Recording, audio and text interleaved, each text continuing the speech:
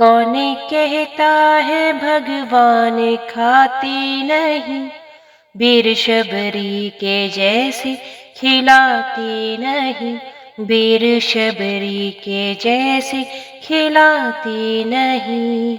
जय श्री कृष्ण।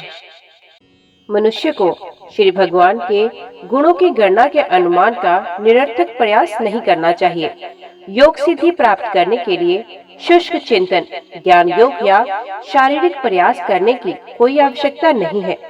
मनुष्य को इतना ही समझ लेना होगा कि शरीर में सुख तथा दुख पूर्व निर्धारित है। इस शरीर के दुखों को दूर करने या सुख प्राप्त करने के लिए विविध आसन लगाने की कोई आवश्यकता नहीं। सर्वोत्कृष्ट मार्ग तो ये है कि मनसा वाचा कर्मणा श्री भगवान की शरण ग्रहण की जाए और निरंतर उनकी सेवा में संलग्न रहा जाए। ये दिव्य श्रम सार्थक है, किंतु परम सत्य को समझने के अन्य सारे प्रयास असफल होते हैं। अतः कोई भी बुद्धिमान व्यक्ति चिंतन या योग शक्ति द्वारा उस परम पुरुष को समझने का प्रयास नहीं करता, अपितु ये भक्ति में लगकर श्री भगवान पर ही आश्रित रहता है। वे जानता है कि शरीर के साथ जो कुछ भी होता है वे उसके पूर्व कर्मों का फल है। यदि कोई इस प्रकार का सरल भक्ति में जीवन व्यतीत करता है तो वे स्वयं श्री भगवान के दिव्य धाम का उत्तराधिकारी बन जाता है। वास्तव में प्रत्येक जीव परमेश्वर का भिन्नांश और श्री भगवान का पुत्र है। प्रत्येक व्यक्ति को श्री भगवान के दिव्य आनंद में हाथ बटाने का मौलिक अधिकार है, किंतु पदार्थ के संपर्क में आने से बद्ध जीव इस उत्तराधिकार से वंचित होते रहते हैं। यदि कोई अपने आप को भक्ति में लगाने की सरल विधि अपनाता है तो वे स्वयं भौतिक कलमों से मुक्त होकर परमेश्वर के सहर्ष का दिव्य पद प्राप्त करने का अधिकारी हो जाता है। ब्रह्मा जी ने भगवान कृष्ण के समक्ष अपने आप को सर्वाधिक दंभी जीव के रूप में प्रस्तुत किया, क्योंकि वे श्री भगवान की निजी शक्ति की परीक्षा करना चाहते थे। उन्होंने श्री भगवान के ग्वालों तथा बछड़ों को इसलिए चुरा लिया था। जरा देखें वे उन्हें किस तरह ढूंढ पाते हैं। अपनी चाल के बाद ब्रह्मा ने ये स्वीकार किया कि उनका ये प्रयास अत्यंत धृष्ट था, क्योंकि वे आदि शक्ति के समक्ष अपनी शक्ति की परीक्षा लेने का प्रयत्न कर रहे थे। अपनी चेतना के लौटने पर ब्रह्मा ने देखा कि यद्यपि वे संसार के अन्य समस्त जीवों के नजरों में अत्यंत शक्तिमान प्राणी हैं, किंतु श्री भगवान के बल तथा शक्ति की तुलना में उनकी शक्ति कुछ भी नहीं। इस भौतिक जगत के विज्ञानियों के परमाणु हथियार जैसे अस्त्रों की खोज कर लेते हैं। जब उनका परीक्षण किसी नगर या इस लोक में किसी नगण्य स्थान में किया जाता है तो इसे शक्तिशाली हथियारों में तथाकथित तहलका मच जाता है, किंतु यदि इन परमाणु हथियारों का परीक्षण सूर्य में हो तो उनकी क्या महत्वता रह जाएगी। वे वहाँ पर नगण्य है। इसी प्रकार ब्रह्मा द्वारा श्री कृष्ण के बछड़ों तथा ग्वालों का चुराया जाना उनकी योग शक्ति का विस्मयकारी प्रदर्शन भले ही हो लगा हो, किंतु जब भगवान श्री कृष्ण ने अपनी विस्तृत शक्ति का प्रदर्शन नाना बछड़ों तथा बालकों के रूप में किया और बिना प्रयास के उन सब का भरण किया, तो ब्रह्मा की समझ में आ गया कि उनकी अपनी शक्ति कितनी नगण्य है। ब्रह्मा ने भगवान श्री कृष्ण को अच्युत कहकर संबोधित किया, क्योंकि श्री भगवान अपने भक्त द्वारा की गई छोटी से छोटी सेवा को भी भूल नहीं पाते। थोड़ी सी सेवा को भी बड़ा करके मानते हैं। वे अपने भक्तों के प्रति बड़े दयालु तथा वत्सल है। ब्रह्मा ने निश्चय ही भगवान की अत्यधिक सेवा की थी। इस विशेष ब्रह्मांड का भार संभालने वाले परम पुरुष श्री कृष्ण के वे निस्संदेह आज्ञाकारी दास हैं, अतः वे श्री कृष्ण को प्रसन्न कर सके। उन्होंने श्री भगवान से कहा कि वे उन्हें अपने अधीनस्थ दास समझकर उनकी छोटी से छोटी भूल तथा धृष्टता को क्षमा कर दे। उन्होंने स्वीकार किया कि उन्हें अपने शक्तिशाली पद के कारण गर्व हो गया था, क्योंकि वे इस भौतिक जगत में रजोगुण के अवतार हैं, अतः ऐसा होना स्वाभाविक था और इसलिए उनसे ये भूल हो गई। किंतु ब्रह्मा जी आशा करते थे कि चूंकि वे श्री भगवान के अधीनस्थ हैं और भगवान श्री कृष्ण उन पर कृपा करेंगे और इस भारी भूल के लिए क्षमा भी करेंगे। ब्रह्मा को अपनी वास्तविक स्थिति का बोध हुआ। निश्चय ही वे इस ब्रह्मांड के परम शिक्षक हैं और इस भौतिक प्रकृति के निर्माण के लिए उत्तरदायी हैं। जो अहंकार, आकाश, वायु, अग्नि, जल तथा पृथ्वी आदि संपूर्ण भौतिक शक्ति से युक्त है। ऐसा ब्रह्मांड विराट होते हुए भी मापा जा सकता था, जिस प्रकार के हमारा शरीर 7 बित्ते का मापा जाता है। सामान्यतः प्रत्येक मनुष्य के शरीर की माप 7 बित्ते 3.5 हाथ परिगणित की जाती है। भले ही ये ब्रह्मांड एक विराट शरीर के समान दिखाई दे, किंतु इसकी माप ब्रह्मा के 7 बित्ते ही है। इस ब्रह्मांड के अतिरिक्त भी अन्य असंख्य ब्रह्मांड है, जो इस ब्रह्मा के अधिकार क्षेत्र के बाहर है। जिस प्रकार एक जालीदार खिड़की के छिद्रों में से होकर असंख्य सूक्ष्म परमाणु कण निकलते हैं, उसी प्रकार महाविष्णु के रोमकूपों से लाखों करोड़ों ब्रह्मांड बीज रूप में प्रकट होते हैं, और ये महाविष्णु श्री कृष्ण के संपूर्ण विस्तार के अंश मात्र ही होते हैं। ऐसी अवस्था में यद्यपि ब्रह्मा इस ब्रह्मांड पे सिर्फ परिजीव हैं, किंतु भगवान श्री कृष्ण के सामने उनके क्या बिसात है। अतः ब्रह्मा ने अपनी तुलना उस शिशु से की जो अपनी माता के गर्भ में रहता है। यदि ये शिशु गर्भ में अपने हाथ पैर चलाता है और इस तरह खेलते समय वे अपनी माता का शरीर स्पर्श करता है, तो क्या माता इस शिशु से नाराज होती है? निस्संदेह नहीं। इसी प्रकार ब्रह्मा चाहे कितने ही महान पुरुषों क्यों न हो, वे तथा अन्य सारे लोग श्री भगवान के गर्भ के भीतर स्थित है। श्री भगवान की शक्ति सर्वत्र व्याप्त है। इस सृष्टि में कोई ऐसा स्थान नहीं जहाँ ये शक्ति कार्य न कर रही हो, क्योंकि प्रत्येक वस्तु श्री भगवान की शक्ति के अंतर्गत है। चाहे इस लोक के ब्रह्मा हो या अन्य लाखों करोड़ों ब्रह्मांडों के ब्रह्मगण हो, वे सब श्री भगवान की शक्ति के अंतर्गत ही विद्यमान है। आज श्री भगवान को माता और पिता के गर्भ में स्थित प्रत्येक वस्तु को उसका शिशु माना जाता है। भली माता कभी शिशु से नाराज नहीं होती, यद्यपि वे अपने पाँव को हिला डुलाकर अपनी माता के शरीर को छूता रहता है। तब ब्रह्मा ने कहा कि उनका जन्म नारायण के नाभि कमल से हुआ, जो तीनों लोकों भूलोक, भूवरलोक तथा स्वर्लोक के विनाश के बाद खिला। ये ब्रह्मांड 3 भागों में विभाजित है। इनके नाम है स्वर्ग, मर्त्य तथा पाताल। प्रलय के समय ये तीनों लोग जल में विलीन हो जाते हैं। उस समय श्री कृष्ण के पूर्ण अंश नारायण जल में शयन करते हैं और उनकी नाभि से कमल नाल निकलता है और उस कमल पुष्प से ब्रह्मा का जन्म होता है। अतः स्वाभाविक तौर पर निष्कर्ष निकाला है कि नारायण ब्रह्मा की माता है।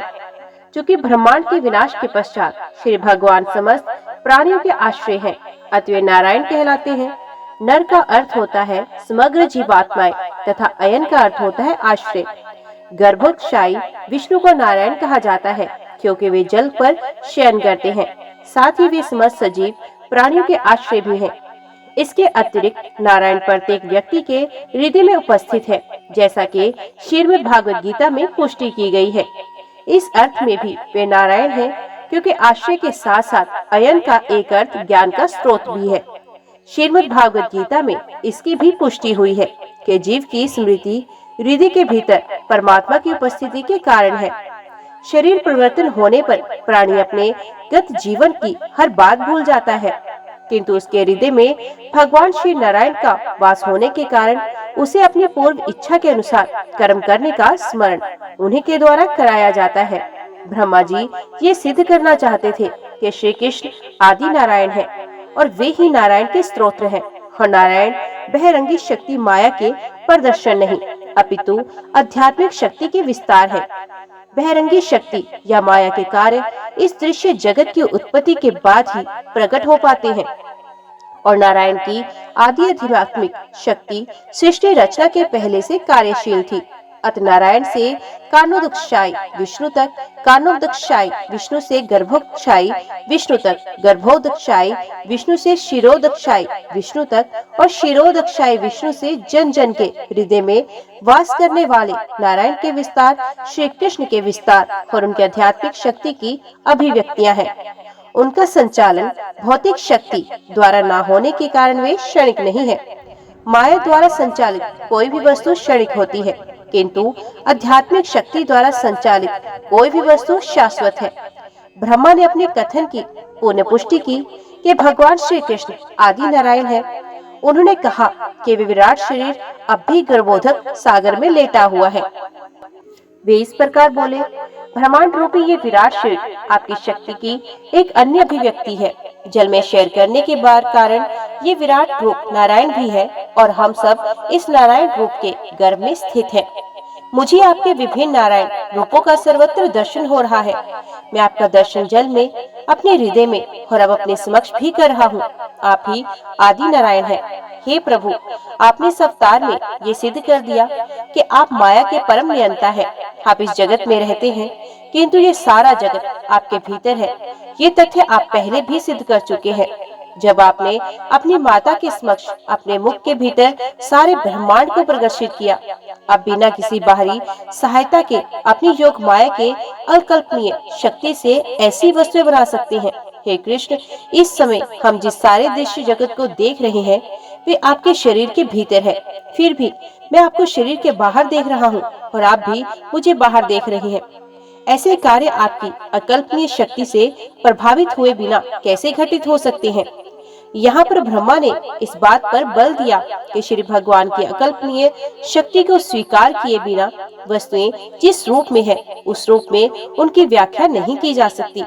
उन्होंने आगे कहा, हे प्रभु, यदि हम अन्य सारी बातें छोड़कर केवल आज जो कुछ हुआ है, मैंने जो देखा है, उस पर विचार करें, तो क्या ये सब आपकी अचिंत्य शक्ति के कारण नहीं हुआ?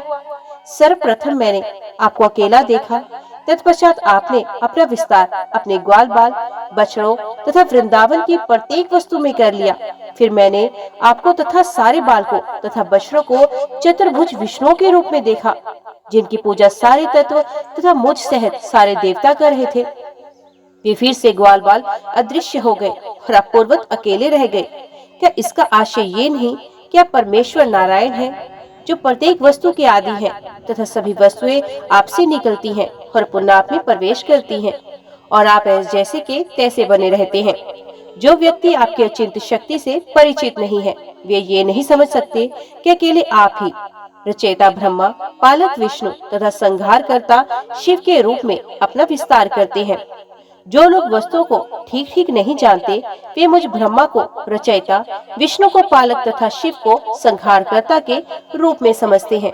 वास्तव में आप ही सब कुछ हैं, रचयिता, पालक और संहारकर्ता। इसी प्रकार आप अपना विस्तार विभिन्न अवतारों के रूप में करते हैं। देवताओं में आप वामन देव के रूप में, महान ऋषियों में परशुराम के रूप में और मनुष्यों में आप स्वयं के रूप में भगवान श्री कृष्ण अथवा भगवान श्री राम के रूप में, पशुओं में वराह रूप में तथा जलचरों में मत्स्य के रूप में अवतरित होते हैं। फिर भी आपका कोई स्वरूप नहीं, आप शाश्वत हैं। आपका प्राक्ट्य तथा तिरोधान आप अचिंत्य शक्ति के भक्तों को सुरक्षा प्रदान करने तथा असुरों के विनाश के लिए होता है। हे भगवान, हे सर्वव्यापी भगवान, हे परमात्मा, हे समस्त योग शक्तियों के नियंता, इन तीन जगतों में आपकी दिव्य लीलाओं का सही सही आकलन करने में कोई भी समर्थ नहीं। कोई इसका अनुमान नहीं लगा सकता कि आपने अपनी योग माया तथा अवतारों का कैसे विस्तार किया और आप अपनी दिव्य शक्ति से किस प्रकार कार्य करते हैं। हे भगवान, ये सारा दृश्य जगत स्वप्न तुल्य है और इसका क्षणिक अस्तित्व मन को विचलित कर रहा है। फलत हम इस जगत में चिंताओं से परिपूर्ण रहते हैं और इस भौतिक जगत में रहने का अर्थ है मात्र दुख और कलेश, और जगत का क्षणिक अस्तित्व मोहक तथा प्रिय लगता है, क्योंकि ये आपके सच्चिदानंद शरीर से उत्पन्न है। अतः मैं इस निष्कर्ष पर पहुंचा हूँ कि आप परमात्मा, परम सत्य तथा आदि पुरुष हैं। और यद्यपि आपने अपनी अचिंत्य दिव्य शक्तियों के द्वारा अपने आप को अनेक श्री विष्णु रूपों या जीवों तथा शक्तियों में विस्तारित कर रखा है, किंतु आप परम अद्वितीय हैं। आप परम परमात्मा हैं। असंख्य जीव मूल अग्नि के स्फुलिंग मात्र की भांति हैं। हे भगवान, परमात्मा को निर्गुण मानना असत्य है, क्योंकि मैं देख रहा हूँ कि आप ही आदि पुरुष हैं। एक अल्पज्ञ व्यक्ति सोच सकता है कि महाराज नंद के पुत्र होने के कारण आप आदि पुरुष नहीं हैं और एक मनुष्य की भांति उत्पन्न हुए हैं, किंतु ये सब भूल रहे हैं। आप वास्तविक आदि पुरुष हैं, ऐसा मेरा निष्कर्ष है। आप नंद के पुत्र होकर भी आदि पुरुष हैं और इसमें कोई संदेह नहीं। आप परम सत्य हैं और इस भौतिक अंधकार पे से संबंध नहीं है। आप मूल ब्रह्म ज्योति तथा सूर्य, चंद्रमा एवं नक्षत्रों जैसे भौतिक प्रकाश पुंजों के स्रोत हैं। आपका दिव्य तेज ब्रह्म ज्योति के समरूप है, जैसा कि ब्रह्म सत्ता में कहा गया है। ब्रह्म ज्योति और कुछ न होकर साक्षात आपका शारीरिक तेज है। श्री विष्णु के अनेक अवतार हैं और आपके विभिन्न गुणों के भी अनेक आकार हैं, अवतार हैं, किंतु वे सब अवतार समान स्तर के नहीं हैं। आप आदि दीपक हैं। अन्य अवतारों में भी आदि दीपक जैसी प्रकाश शक्ति हो सकती है, किंतु आदि दीपक सारे प्रकाश का शुभारंभ है। और चूंकि आप इस भौतिक जगत में उद्भूत नहीं हैं, अतः आपका अस्तित्व इस जगत के संहार के बाद भी इसी रूप में बना रहेगा। क्योंकि आप आदि पुरुष हैं, अतः आपको गोपाल ताम्नी उपनिषद तथा ब्रह्म संहिता से गोविंदम आदि पुरुषम कहा गया है। श्री गोविंद आदि पुरुष और सब कारणों के कारण है। श्रीमद् भागवत गीता में भी कहा गया है कि आप ही ब्रह्म तेज के स्रोत हैं। किसी को ये निष्कर्ष नहीं निकालना चाहिए कि आपका शरीर किसी सामान्य भौतिक शरीर के समान है। आपका शरीर अक्षर है। भौतिक शरीर सदा ही त्रिविध तापों से पूर्ण रहता है, किंतु आपका शरीर सच्चिदानंद विग्रह है, अर्थात आनंद, ज्ञान तथा अमरता से पूर्ण। आप निरंजन भी हैं, क्योंकि आपकी लीलाएं चाहे वे यशोदा के नन्हे पुत्र के रूप में हो या गोपियों के प्रेमी के रूप में, कभी भौतिक गुणों में कलमशग्रस्त नहीं होती। यद्यपि आपने अनेक ग्वालों बछड़ों के रूप में अपने आप को प्रदर्शित किया, किंतु इससे आपकी दिव्य शक्ति कम नहीं हुई। आप सदैव पूर्ण रहते हैं, जैसा कि वैदिक साहित्य में वर्णित है। यदि पूर्ण परम सत्य में ये पूर्ण घटाया भी जाए तो पूर्ण परम सत्य ही शेष बचता है। और यद्यपि पूर्ण के अनेक विस्तार देखने में आते हैं, पूर्ण अद्वितीय ही रहता है, क्योंकि आपकी सारी लीलाएं आध्यात्मिक है। अत प्रकृति के गुणों द्वारा उनके कलमशग्रस्त होने की कोई संभावना नहीं रहती। जब आप अपने पिता नंद तथा माता यशोदा के अधीन रहते हैं, तो आपकी शक्ति घटती नहीं। ये अपने भक्तों के प्रति आपके वात्सल्य की अभिव्यक्ति है। आपके अतिरिक्त आपसे स्पर्धा करने वाला कोई अन्य नहीं है। अल्पज्ञ व्यक्ति समझता है कि आपकी लीलाएं तथा आविर्भाव केवल भौतिक उपाधियां ही हैं। आप अज्ञान तथा ज्ञान से परे हैं, जैसा कि गोपाल तपापनी उपनिषद से पुष्टि होती है। आप मूल अमृत है, अक्षय है, जैसा कि वेदों में पुष्टि है। अमृत साक्षात ब्रह्म, ब्रह्म नित्य प्रत्येक वस्तु की परम उत्पत्ति है, जिसका ना तो जन्म होता है और ना ही मृत्यु। उपनिषदों में कहा गया है कि पर ब्रह्म सूर्य के समान तेजस्वी तथा प्रत्येक वस्तु का मूल है, और जो कोई भी उस मूल पुरुष को समझ सकता है, वे भौतिक पथ जीवन से मुक्त हो जाता है। जो भी भक्ति द्वारा आप में अनुरुक्त हो सकता है, वही आपकी वास्तविक स्थिति, आपका जन्म, प्रादुर्भाव, तिरोधान तथा कार्यकलाप जान सकता है, जैसा कि श्रीमद् भागवत गीता में पुष्टि की गई है। आपके स्वाभाविक स्थिति, प्रादुर्भाव तथा तिरोधान को जान लेने से ही मनुष्य तुरंत शरीर को त्याग कर आध्यात्मिक लोक को प्राप्त होता है। अत भौतिक अज्ञान के सागर को तरने के लिए बुद्धिमान मनुष्य आपके चरण कमलों की शरण ग्रहण करता है और अत्यंत सुगमता पूर्वक आध्यात्मिक जगत को चला जाता है। ऐसे अनेक तथा कथित ध्यानी हैं, जिन्हें ये पता नहीं है कि आप परम आत्मा है, जैसा कि श्रीमद् भागवत गीता में कहा गया है कि आप प्रत्येक हृदय में स्थित परमात्मा है। अतः आपसे परे किसी वस्तु के विषय में ध्यान करने की कोई आवश्यकता नहीं। जो भी आपके मूल श्री कृष्ण रूप के ध्यान में सदा मगन रहता है, वे भौतिक अज्ञान सागर को सरलता से पार कर लेता है। किंतु जो लोग ये नहीं जानते कि आप परमात्मा हैं, वे अपने तथाकथित ध्यान के बावजूद इसी संसार में रहते जाते हैं। यदि कोई मनुष्य आपके भक्तों की संगति से ये जान पाता है कि भगवान श्री कृष्ण ही आदि परमात्मा है, तो उसके लिए भौतिक अज्ञान सागर को पार करवाना संभव होता है। उदाहरण, जो ही मनुष्य रस्सी को सर्प समझता है, वे भयभीत हो जाता है, परंतु जैसे ही वे समझ जाता है कि वे रस्सी है, सांप नहीं, वे भय से मुक्त हो जाता है। अतः जो आपके व्यक्तिगत उपदेशों द्वारा आपको समझ जाता है, जैसे कि श्रीमद् भागवत गीता का कथन है, या जो आपके शुद्ध भक्तों के उपदेशों के माध्यम से आपको जान लेता है, जैसा कि श्रीमद् भागवत में कहा तथा अन्य वैदिक साहित्य में कहा गया है, और यह अनुभव करने लगता है कि आप ज्ञान के चरम लक्ष्य हैं, तो उसे इस जगत से और अधिक डरने की आवश्यकता नहीं रह जाती। तथा कथित मुक्ति तथा बंधन उस व्यक्ति के लिए निरर्थक है जो आपकी भक्ति में पहले ही लग चुका है। जिस प्रकार जो व्यक्ति ये जान लेता है कि ये सर्प नहीं अपितु रस्सी है, वे भय से रहित हो जाता है। भक्त जानता है कि यह भौतिक जगत आपका है, अतः अपनी प्रत्येक वस्तु को आपकी दिव्य प्रेम भक्ति में लगा देता है। इस प्रकार उसके लिए कोई बंधन नहीं रहता। जो व्यक्ति पहले से सूर्यलोक में स्थित हो, उसके लिए दिन या रात में सूर्य के उदय का या अस्त का प्रश्न नहीं उठता। ये भी कहा जा सकता है कि आप सूर्य तुल्य हैं और माया अंधकार जैसी। सूर्य की उपस्थिति में अंधकार होने का प्रश्न ही नहीं है। जो लोग आपकी सेवा में लगे रहकर आपके समक्ष रहते हैं, उनके लिए बंधन या मोक्ष का प्रश्न नहीं रहता, वे पहले से ही मुक्त हैं। दूसरी ओर जो लोग आपके चरण कमलों की शरण ग्रहण किए बिना अपने आप को मुक्त समझते हैं, वे नीचे गिर जाते हैं, क्योंकि उनकी बुद्धि विमल नहीं होती। अतः यदि कोई ये सोचता है कि परमात्मा आपसे भिन्न कोई वस्तु है और इस तरह के परमात्मा को या परम ब्रह्म को अनंतर जंगलों या हिमालय की गुफाओं में ढूंढता है, तो उसकी दशा अत्यंत दयनीय है। श्रीमद् भागवत गीता में आपने उपदेश दिया है कि मनुष्य को आत्म साक्षात्कार की अन्य समस्त विधियों का परित्याग करके केवल आपकी शरण ग्रहण करनी चाहिए, क्योंकि वही पूर्ण है। क्योंकि आप हर प्रकार से सर्वोपरि हैं, अतः जो लोग ब्रह्म तेज के खोज में हैं, वे भी आपको ही खोजते हैं, और जो लोग परमात्मा के साक्षात्कार की खोज में हैं, वे भी आपको ही खोजते रहते हैं।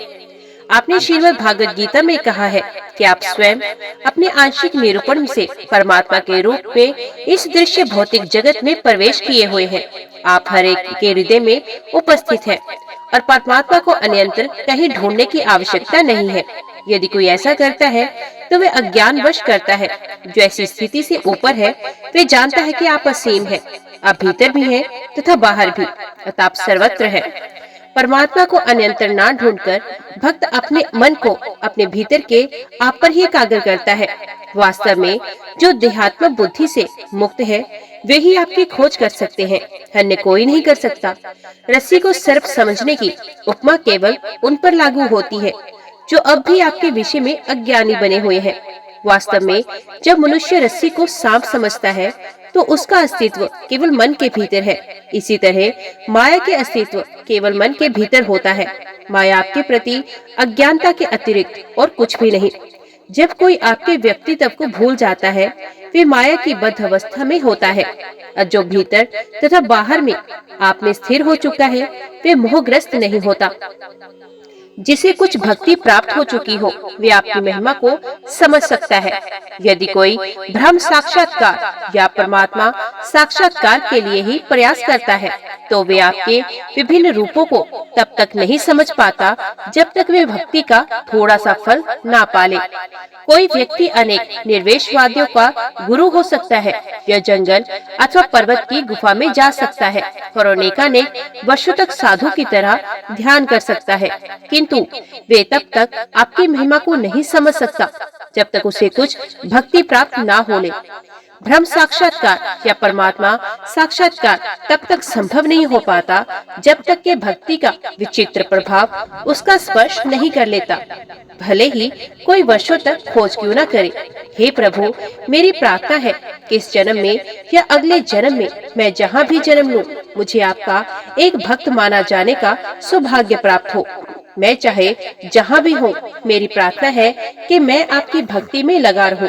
मुझे इसकी तनिक भी परवाह नहीं कि भविष्य में मुझे कैसा जीवन प्राप्त होगा, क्योंकि मैं देखता हूँ कि गायों तथा बछड़ों या ग्वाल बालों के रूप में भी भक्त इतने भाग्यवान होते हैं कि वे आपकी दिव्य प्रेम भक्ति तथा साहित्य में लगे रहते हैं। अतः मेरी इच्छा है कि मैं वर्तमान की भांति सम्मानित पुरुष न होकर उन्हीं के समान बनूं, क्योंकि मैं अज्ञान से पूर्ण हूँ। वृंदावन की गोपिकाएं तथा गायें इतनी भाग्यवान है कि वे अपने आप को स्तन का दूध दे सकती हैं। वे व्यक्ति जो बड़े बड़े यज्ञ करने में लगे हैं, वे तथा उन्हें कीमती बकरों की बलि चढ़ाते हैं, वे आपको ठीक से नहीं समझ पाते, किंतु केवल भक्ति करने से ये अनजान ग्राम वधुएं तथा गायें आपको अपने दुग्ध से प्रसन्न करती हैं। आपने जी भरकर उनका दुग्धपान किया है, फिर भी आप यज्ञ में व्यस्त लोगों से कभी भी इतने संतुष्ट नहीं हुए। अत मुझे महाराज नंद, माता यशोदा तथा गोप गोपियों के भाग्य पर आश्चर्य हो रहा है, क्योंकि आप परम सत्य श्री भगवान के रूप में उनके अत्यंत प्रिय पात्र हैं। हे प्रभु, इन वृंदावन वासियों के सौभाग्य को कोई भी भली भांति नहीं जान सकता। हम सारे देवता जीवों की विविध इंद्रियों को नियंत्रित करते हैं और हम इसी पर ग्रवित रहते हैं, किंतु हमारी स्थिति तथा इन वृंदावन वासियों की स्थिति की कोई तुलना नहीं की जा सकती, क्योंकि वे अपने संवेदनात्मक कार्यों से आपकी उपस्थिति तथा संगति का वास्तविक आनंद उठा सकते हैं।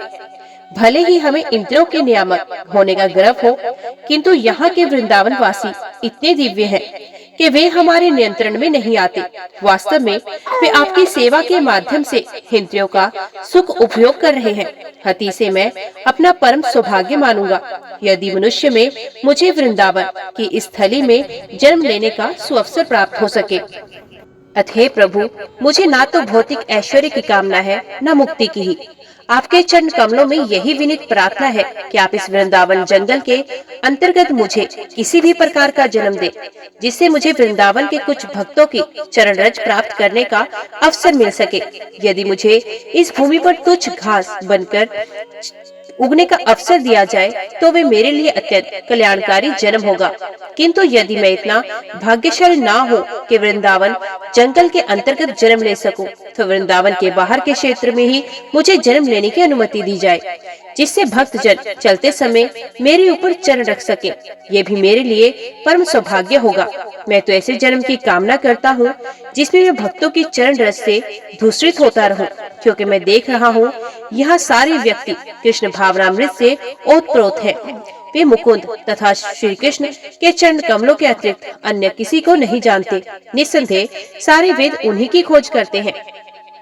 श्रीमद् भागवत गीता में इसकी पुष्टि की गई है कि वैदिक ज्ञान का उद्देश्य श्री कृष्ण की खोज है। ब्रह्म संहिता में कहा गया है कि वैदिक साहित्य के क्रमवत अध्ययन से भगवान श्री कृष्ण को प्राप्त कर पाना कठिन है, किंतु शुद्ध भक्त की कृपा से वे सहज उपलब्ध हो सकते हैं। वृंदावन के शुद्ध भक्त भाग्यशाली हैं, क्योंकि वे पूरे समय मुकुंद भगवान श्री कृष्ण का दर्शन करते हैं। मुकुंद शब्द को दो प्रकार से समझा जा सकता है। मुख का अर्थ है मोक्ष। भगवान श्री कृष्ण मोक्ष देने वाले हैं, अर्थात दिव्य आनंद के दाता है। ये शब्द उनके हास्य में मुख का भी बोधक है, जो कुंद की पुष्प की तरह है। कुंद एक अत्यंत सुंदर फूल है जो हंसता जैसा प्रतीत होता है, इसलिए ये उपमा दी जाती है। वृंदावन के विशुद्ध भक्तों तथा अन्य भक्तों में यही अंतर है कि वृंदावन के वासियों में श्री कृष्ण के सानिध्य के अतिरिक्त कोई अन्य कामना नहीं रहती। श्री कृष्ण भक्तों पर निरंतर दयालु होने के कारण उनकी इच्छाओं को पूरा करते हैं, और चूंकि वे श्री कृष्ण का निरंतर साहित्य करते हैं, इसलिए श्री भगवान इसके लिए सदा तैयार रहते हैं। वृंदावन के भक्त स्वाभाविक प्रेमी भी हैं। उन्हें विधि विधानों के पालन करने की आवश्यकता नहीं पड़ती, क्योंकि उनमें पहले से श्री कृष्ण के लिए दिव्य प्रेम विकसित रहता है। इन विधि विधानों की आवश्यकता उन लोगों को पड़ती है जिन्होंने इस स्वाभाविक प्रेम की स्थिति प्राप्त नहीं की है। ब्रह्मा भी श्री भगवान के भक्त हैं, किंतु वे एक सामान्य भक्त हैं जिन्हें विधि विधानों का पालन करना होता है। वे श्री कृष्ण से प्रार्थना करते हैं कि उन्हें वृंदावन में जन्म लेने का अवसर प्राप्त हो, जिससे वे सहज प्रेम की स्थिति को प्राप्त कर सके। ब्रह्मा ने आगे कहा, हे भगवान, कभी कभी मैं संशक्तित हो जाता हूँ कि आप इन वृंदावन वासियों की भक्ति से किस प्रकार उऋण हो सकेंगे। यद्यपि मैं जानता हूँ कि आप समस्त आशीषों के परम स्रोत हैं, किंतु मैं ये सोचकर आशंका में पड़ जाता हूँ कि आप वृंदावन के वासियों की जितनी सेवाएं प्राप्त कर रहे हैं, उनसे किस प्रकार उऋण हो सकेंगे। मैं सोचता हूँ कि आप कितने दयालु, कितने उदार हैं कि पूतना भी, जो अत्यंत वात्सल्यमयी माता का वेश धारण करके आपको ठगने आई थी, मोक्ष तथा असली माता का पद प्राप्त कर सकी। उसी कुल के अन्य असुरों तथा अघासुर तथा बकासुर को भी मोक्ष मिला और वे आपको पा सके। ऐसी अवस्था में मुझे आश्चर्य हो रहा है। इन वृंदावन वासियों ने आपको सर्वस्व, अपना शरीर, मन, प्रेम तथा घर, अपना धन दौलत अर्पित कर दिया। उनकी हर वस्तु आपके काम में लाई जाती है। अतः उनके इस ऋण को आप किस प्रकार चुका सकेंगे। आपने स्वयं को पहले ही पूतना को समर्पित कर दिया। मेरी निश्चित धारणा है कि आप वृंदावन वासियों की प्रेम पूर्ण सेवा से कभी भी उऋण नहीं हो सकेंगे। उनके सदैव ऋणी बने रहेंगे। हे प्रभु, मैं जानता हूँ कि वृंदावन वासियों की सेवा इसलिए है क्योंकि वे अपनी सारी भावनाओं को आपकी सेवा में हर समय रत रखते हैं। कहा जाता है कि भौतिक वस्तु के तथा घर के प्रति आसक्ति कारण मोह है, जिससे जीव इस संसार में बंध जाता है। किंतु ऐसा उन लोगों के साथ होता है जो कृष्ण भावना भावित नहीं होते। वृंदावन वासियों के साथ ऐसे अवरोध यथा घर भार की आसक्ति है ही नहीं, क्योंकि उनकी आसक्ति आप में केंद्रित हो चुकी है और उनके घर मंदिर बन चुके हैं, क्योंकि आप वहाँ सदैव उपस्थित रहते हैं। और उनकी चूंकि वे आपके लिए सब कुछ भूल चुके हैं, अतः उनके समक्ष कोई अवरोध नहीं रह गया। कृष्ण भावना भावित व्यक्ति के लिए घर बार जैसी वस्तु का ना तो अवरोध है ना कोई मोह। मैं ये भी जानता हूँ कि एक नन्हे ग्वालवाल के रूप में आपका प्राकट्य कोई भौतिक क्रिया नहीं है। आप उनके प्रेम के प्रति अत्यधिक कृतज्ञ हैं और आप अपनी दिव्य उपस्थिति के द्वारा अधिक प्रेम भक्ति के लिए प्रेरित करने आए हैं। वृंदावन में भौतिक तथा आध्यात्मिक वस्तुओं में कोई अंतर नहीं, क्योंकि प्रत्येक वस्तु आपकी सेवा में समर्पित है। हे भगवान, आपकी ये वृंदावन वासी आपके भक्तों को प्रेरणा देने के लिए हैं। यदि कोई आपकी वृंदावन लीलाओं को ऐहिक मानता है तो वे भ्रम में होगा। हे कृष्ण, जो लोग ये कहकर आपकी हंसी उड़ाते हैं कि आपको सामान्य पुरुष जैसा भौतिक शरीर प्राप्त हुआ, उन्हें श्रीमद् भागवत गीता में आसुरी तथा अल्पयज्ञ कहा गया है। आप तो सदैव दिव्य हैं। अभक्त लोग इसलिए ठगे जाते हैं क्योंकि वे आपकी उत्पत्ति भौतिक मानते हैं। वस्तु आपने ये सामान्य ग्वाल बाल का शरीर अपने भक्तों की श्रद्धा तथा उनका दिव्य आनंद बढ़ाने के लिए धारण किया है। हे भगवान, मुझे उन लोगों के विषय में कुछ नहीं कहना जो ये विज्ञापित करते हैं कि उन्हें ईश्वर का साक्षात्कार हो चुका है या आपकी अनुभूति के कारण वे स्वयं ईश्वर बन गए हैं। किंतु जहाँ तक मेरा प्रश्न है, मैं ये स्पष्ट स्वीकार करता हूँ कि मेरे लिए मनसा, वाचा या कर्मणा आपको समझकर पाना संभव नहीं। भला मैं आपके विषय में कह ही क्या सकता हूँ या आपको अपने इंद्रियों के द्वारा किस तरह समझ सकता हूँ। मैं इंद्रियों के स्वामी मन के द्वारा आपके विषय में ठीक से सोच भी नहीं सकता। इस संसार में ऐसा कोई भी व्यक्ति नहीं जो आपके गुणों, कार्यों तथा आपके शरीर के विषय में कल्पना भी कर सके। केवल आपकी कृपा से ही कोई कुछ हद तक जान सकता है आप क्या है। हे स्वामी, आप समस्त सृष्टि के परमेश्वर हैं। यद्यपि भ्रांतिवश कभी कभी मैं अपने आप को इस ब्रह्मांड का स्वामी मान बैठता हूँ। मैं इस ब्रह्मांड का स्वामी हूँ भी तो ऐसे तो असंख्य ब्रह्मांड है और उन सबके स्वामी हैं।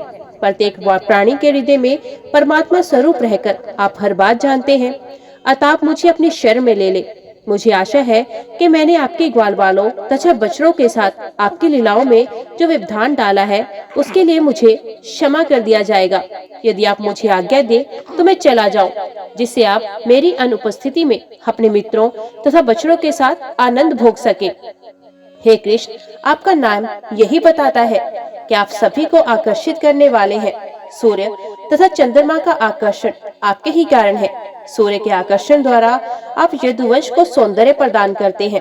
चंद्रमा के आकर्षण के कारण आप भूमि, देवताओं, ब्राह्मणों, गायों तथा सागरों की शक्ति को बढ़ा रहे हैं। आपने परम आकर्षण के कारण हितोकंस आदि असुरों का संहार हुआ। अतः मैं इस निष्कर्ष पर पहुंचा हूँ कि आप सृष्टि में आप ही एकमात्र पूजनीय विग्रह हैं। कृपया इस जगत के संहार तक मेरा सादर नमस्कार स्वीकार करें। जब तक इस जगत में सूर्य का प्रकाश है तब तक मेरा विनम्र प्रणाम स्वीकार करें। जय श्री कृष्ण। आज की वीडियो में इतना ही। उम्मीद करती हूँ वीडियो आपको पसंद आई होगी। वीडियो पसंद आई हो तो वीडियो को लाइक और चैनल को सब्सक्राइब जरूर कीजिएगा। जय श्री कृष्णा लिखकर कमेंट बॉक्स में अपनी हाजिरी और अपने सुझाव देना ना भूलिएगा। तो मिलते हैं अगली कथा अगले अध्याय के साथ। तब तक के लिए देखते व सुनते रहिए। जय मां कंजर, जय माता दी।